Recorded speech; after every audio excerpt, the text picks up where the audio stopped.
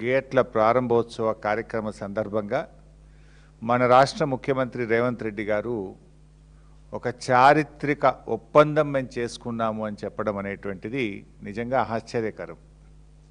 ఏంటి ఆ చారిత్రక ఒప్పందం ఏంటి, అసలు నువ్వు చేసుకున్నదేందో ఈరోజు ప్రజలకు చెప్పాల్సినటువంటి అవసరం ఉంది. ముఖ్యమంత్రి గారైతే మరి బయటకు వచ్చి ఏదో చారిత్రక ఒప్పందం చేసుకున్నామని సంబరాలు చేసుకుంటా ఉన్నారు.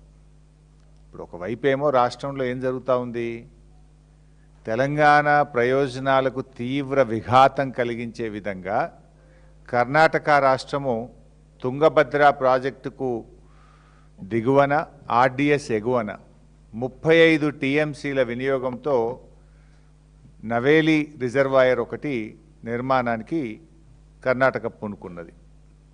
ఇంకొక వైపు ఆంధ్రప్రదేశ్ ఆర్డిఎస్ దిగువన సుంకేశుల ఎగువన 20 టీఎంసీల సామర్థ్యంతో గుండ్రేవుల అనేటువంటి ఒక ప్రాజెక్టు నిర్మాణానికి ఆంధ్రప్రదేశ్ పూనుకున్నది.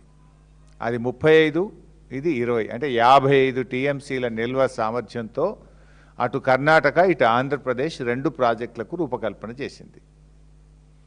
అయితే ఈ ప్రాజెక్టుల విషయంలో ఆనాడు బ్రిజేష్ కుమార్ ట్రిబ్యునల్ ముందు కూడా వాదనలు జరిగినాయి. వాదనలు జరిగితే బ్రిజేష్ కుమార్ ట్రిబ్యునల్ చాలా స్పష్టంగా చెప్పింది. ఆంధ్రప్రదేశ్ ఏం చెప్పిందంటే, ఆ రోజు మాకు సిల్టేషన్ అయింది, మేము గుండ్రేవులు కట్టుకొని 20 టీఎంసీలు నిల్వ చేసుకుంటాము అని చెప్పి బ్రిజేష్ కుమార్ ట్రిబ్యునల్ ముందు చెప్తే, బ్రిజేష్ కుమార్ ట్రిబ్యునల్ 2013లో తాను ఇచ్చినటువంటి జడ్జిమెంట్లో స్పష్టంగా చెప్పినారు, కొత్తది కట్టాల్సిన అవసరం లేదు, సిల్టేషన్ ఏదన్నా ఉంటే మీరు ప్రత్యామ్నాయం సిల్ట్ ఎలా తీయాలో ఆలోచించుకోండి తప్ప గుండ్రేవులకు నీటి కేటాయింపులు చెయ్యము అని ట్రిబ్యునల్ స్పష్టంగా చెప్పింది. తర్వాత బీఆర్ఎస్ ప్రభుత్వం వచ్చిన 9.5 సంవత్సరాల్లో కూడా ఆంధ్రప్రదేశ్ ప్రభుత్వం ఈ ప్రాజెక్టును నిర్మించేటువంటి ప్రయత్నం చేస్తే మేము చాలా తీవ్రంగా అపోజ్ చేసినాం. ఆ గుండ్రేవుల ప్రాజెక్టు ఆ రోజు తెలంగాణ రాష్ట్ర ప్రభుత్వ తీవ్రంగా నిరసన చెప్పడం ద్వారా, మేము అపోజ్ చేయడం ద్వారా, అన్ని ఫోరమ్స్లో రైజ్ చేయడం ద్వారా అది కోల్డ్ స్టోరేజ్లోకి పోయింది. కానీ ఇప్పుడు తమ అనుయాయుడే ఇక్కడ రాష్ట్ర ముఖ్యమంత్రిగా ఉన్నాడు, నా శిష్యుడే ఇక్కడ ముఖ్యమంత్రి ఉన్నాడని చెప్పి మళ్ళీ ఇప్పుడు గుండ్రేవులను తెరపైకి తెచ్చినారు. ట్రిబ్యునల్ వద్దన్నది ఆనాడు 9.5 ఏళ్ళు బీఆర్ఎస్ ఆపింది. మళ్ళీ ఇప్పుడు గుండ్రేవుల ప్రాజెక్టు ఇటు ఆంధ్రప్రదేశ్ పైకి తీసుకొచ్చింది, అటు నవేలి ప్రాజెక్టును కర్ణాటక పైకి తెచ్చింది. అంటే ఇవాళ తుంగభద్ర మీద 55 టీఎంసీలతో వచ్చే ఈ 2 రిజర్వాయర్లు రేపు తెలంగాణకు తీవ్ర నష్టం చేస్తాయి. Tungabhadra ultimately it comes to Srisailam, ఒక ఆర్డిఎస్కు కాదు, శ్రీశైలం కూడా రేపు నీటి ఫ్లో తగ్గడం ద్వారా రేపు శ్రీశైలం మీద ఆధారపడ్డ కల్వకుర్తికి కానీ పాలమూరు రంగారెడ్డి ఎత్తిపోతల పథకం మీద కూడా ఇది తీవ్రమైనటువంటి ప్రభావం చూపుతుంది. మరి ముఖ్యమంత్రి గారు మేము చాలా గొప్ప ఒప్పందం చేసుకున్నాము, ఎవరిని లోపల రానియలేదు, ఆఫీసర్లందరినీ బయటనే కూర్చోబెట్టినాము, ఉత్తమ్ కుమార్ రెడ్డిని కూడా బయట కూర్చోబెట్టినాము, లోపల 3 ముఖ్యమంత్రులము, కేంద్ర జలవనరుల శాఖ కార్యదర్శి కాంతారావు గారు, 4 కూర్చున్నాము అన్నారు. సరే, కాంతారావు ఎవరు? ఆయన ఆంధ్రప్రదేశ్ ఆరిజిన్, ఆంధ్రప్రదేశ్ రాష్ట్రంతో అనుబంధం ఉన్న వ్యక్తి. చంద్రబాబు నాయుడు గారే ఇలా కేంద్ర ప్రభుత్వంలో తనకున్నటువంటి పలుకుబడిని ఉపయోగించి ఆయనను ఆంధ్రప్రదేశ్ చెందిన వ్యక్తిని కేంద్ర జలవనరుల శాఖ కార్యదర్శిగా చంద్రబాబు గారు పెట్టించుకున్నారు.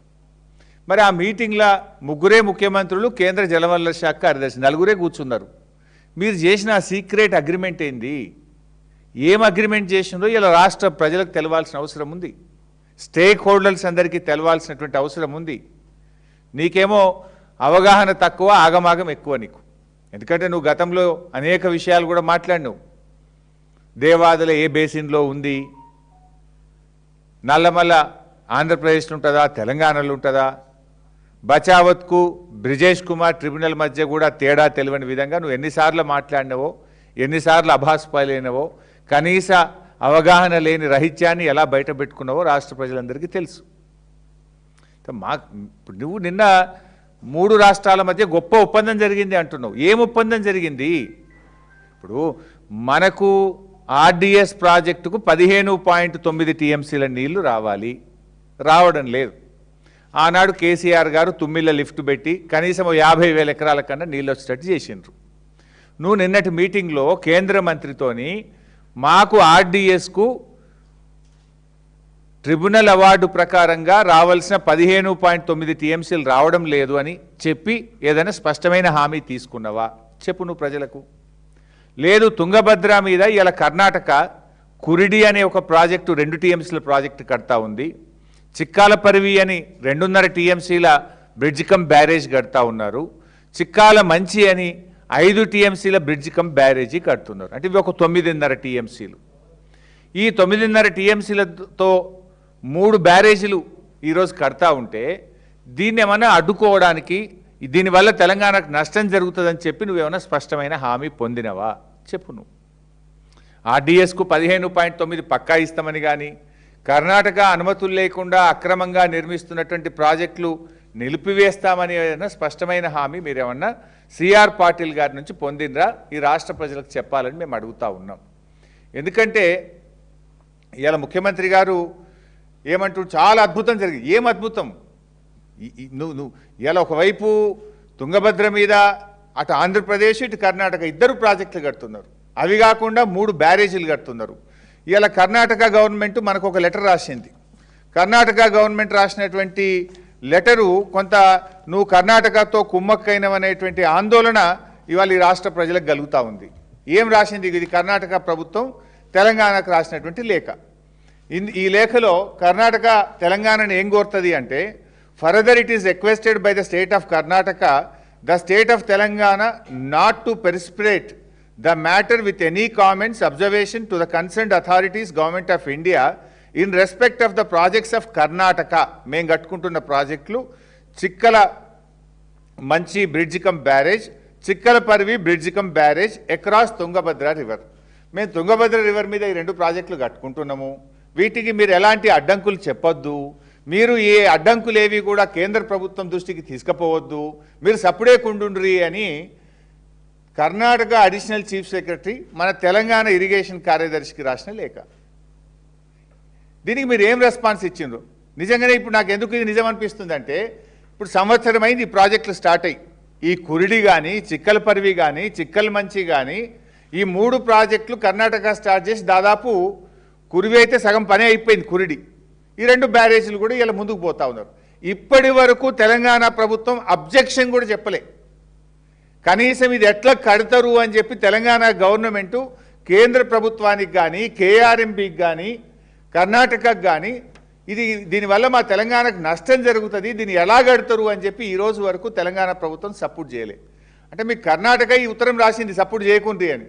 కర్ణాటక రాసినట్టే మీ చీకటి ఒప్పందం ఏంది, మీరు సపోర్ట్ చేయకుండా ఎందుకున్నారు అని ఇవాళ తెలంగాణ ప్రజల పక్షాన మేము అడుగుతా ఉన్నాం. ఇప్పుడు ఆ 35 టీఎంసీలతోని నవేలి రిజర్వాయర్ కట్టినా ఈ 9.5 టీఎంసీలతోని ఈ 3 ప్రాజెక్టులు నిర్మిస్తే దాదాపు మనకు ఎంత నష్టము? 45 టీఎంసీలు. రేపు ఆర్డీఎస్కు మనకి ఇప్పటికే 15.9లో 5 కూడా రావట్లేదు. అంతేకాదు రేపు తుంగభద్ర నీళ్లు శ్రీశైలంలోకి రావాలి. పైన ఈ నీళ్ళన్నీ ఆగితే రేపు శ్రీశైలంకు ఫ్లో తగ్గితే రేపు శ్రీశైలం మీద ఆధారపడ్డ కల్వకుర్తి ఎఫెక్ట్ అవుతుంది. మనం కట్టుకుంటున్న పాలమూరు ఎత్తిపోతల పథకం ఎఫెక్ట్ అవుతుంది. ఇవన్నీ నష్టం జరుగుతున్నాయని తెలిసి కూడా రాష్ట్ర ప్రభుత్వం ఎందుకు సడీ సప్పుడు లేకుండా ఉన్నది అని ఇలా ప్రజల పక్షాన్ని అడుగుతా ఉన్నాం మేము. అయితే అందుకే మేము ఇలా ఆ విషయాలు ఏందో బయట పెట్టాలి. 3 రాష్ట్రాల ముఖ్యమంత్రులతో జరిగిన చర్చల వివరాలు ప్రజల ముందు పెట్టాలి. అంత సీక్రెట్ ఏంది? ఉత్తమ్ కుమార్ రెడ్డి నీళ్ల మంత్రినే బయట ఎందుకు కూర్చోబెట్టినరు? మన తెలంగాణ ఇరిగేషన్ ఇంజనీర్లు, ఐఎస్డబ్ల్యూఆర్ ఇంటర్స్టేట్ ఇంజనీర్లు కానీ మన ఈఎన్సీని కూడా లోపలికి ఎందుకు రానియలేదు? ఈ ఇంజనీర్లను బయటపెట్టి నీళ్ల మంత్రిని బయటపెట్టి మీ ముగ్గురు సీక్రెట్గా గంట సేపు ఏం మాట్లాడుకున్నారో ఆ వివరాలు ఏంది, తెలంగాణకు జరిగే ప్రయోజనం ఏంది, తెలంగాణకు మన హక్కులు కాపాడడానికి మీరు చేసిన కృషి ఏందో రాష్ట్ర ప్రజల పక్షాన మేము అడుగుతా ఉన్నాం. చెప్పండి. ఇప్పుడు కర్ణాటక గడుతున్న అక్రమ ప్రాజెక్టులు ఆపినరా? ఆర్డీఎస్కు నీటి వాటా సాధించినరా? మీరు చేసింది ఏందో చెప్పాలని చెప్పి ఈరోజు మేము అడుగుతా ఉన్నాం. ఎందుకంటే మా పోరాడి తెలంగాణ సాధించిన పార్టీ బీఆర్ఎస్ పార్టీ. ఇలా నువ్వు నీ ఇష్టం వచ్చినట్టుగా తెలంగాణ నీటి హక్కులను కాలరాస్తా అంటే ఈ బీఆర్ఎస్ పార్టీ చూస్తూ ఊరుకోదు. ఎందుకంటే తెలంగాణకు ట్రిబ్యునల్ న్యాయబద్ధంగా ఇచ్చిన అటు గోదావరి నీళ్లు కానీ